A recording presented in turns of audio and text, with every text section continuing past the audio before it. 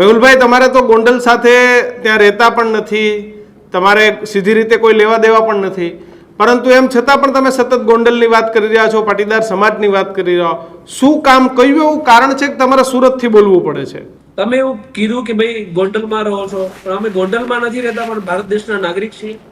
ભારત દેશની લોકશાહી અને કાયદો વ્યવસ્થા બાબતે ચિંતિત છીએ. અવારનવાર આવા સ્લોગનો સાંભળ્યા કે ગોંડલ ચાલુ, કાયદો વ્યવસ્થા પૂર્ણ. પણ ક્યારેક ક્યારેક ભાષણો સાંભળીને એવું લાગ્યું કે ગોંડલ ચાલુ, લોકશાહી પૂર્ણ.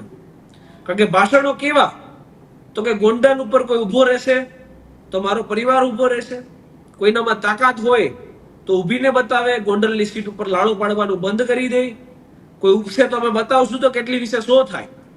જ્યારે આવા ભાષણ આપણે સાંભળીએ ત્યારે આપણને એવું થાય કે ક્યાં આપણે ખરેખર લોકશાહીમાં જીવીએ છીએ. કિશનભાઈ, લોકશાહી એટલે શું? કે આ કોઈ રાજાશાહી નથી, આ કોઈ વંશવાદ નથી કે હું ઊભો છું, મારો દીકરો ઉપસે, મારી પત્ની ઉપસે. નહીં, હરેક વ્યક્તિ, કોમન મેન જે પણ છે એ વ્યક્તિને કોઈ પણ સીટ ઉપર ઉભવાનો અધિકાર છે. એ હારે જીતે એ પછીની વાત છે, પણ તમે જ્યારે કોઈ થપ્પો મારીને એવી વાત કરો છો કે નહીં આ સીટ તો મારા બાપ દાદાની જાગીર છે, ત્યારે મેહુલ બોગરા ગુજરાતના કોઈ પણ ખૂણે હોય, એ કોઈ પણ સીટ હોય, એ બાબતે ચોક્કસથી કિશનભાઈ બોલશે. એટલે અલ્પેશ ઢોલરિયાની વાત કરો છો, જે રીતે અલ્પેશ ઢોલરિયા પણ તમારી જેમ પાટીદાર સમાજના નવલોહિયાળ યુવાન છે, અને એમને આ વાત કરી છે પાટીદાર સમાજને ગોંડલની ભર બજારે. એટલે એ અલ્પેશભાઈ જે જાડેજા છે, કથિત પાટીદાર, હું જાડેજા જ કહીશ. એને ઢોલરિયા છે, અલ્પેશ ઢોલરિયા છે ભાઈ, પટેલ છે. હા, એ જે અલ્પેશભાઈ જાડેજા, કારણ કે એમને તો કીધું છે કે ભાઈ મારા બાપ સમાન છે, તો બાપની સરનેમ તો આપણે લગાડી શકીએ, એમાં શું મોટી વાત છે, રાઈટ?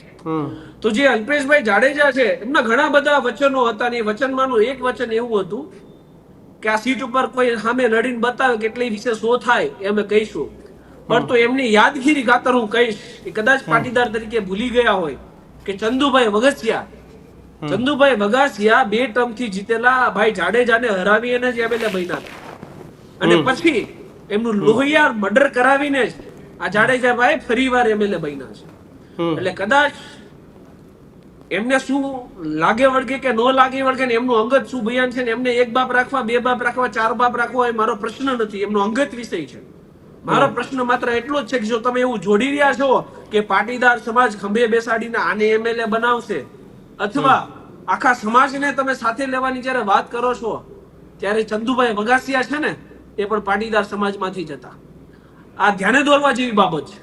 અને એ પણ ચૂંટણી લડીને જ જીત્યા હતા. એટલે કોઈને કદાચ એવો ફાકો હોય કે ગોંડલ ઉપર કોઈ લડે નહીં, જીતે નહીં, તો એ કાઢી નાખવાનું.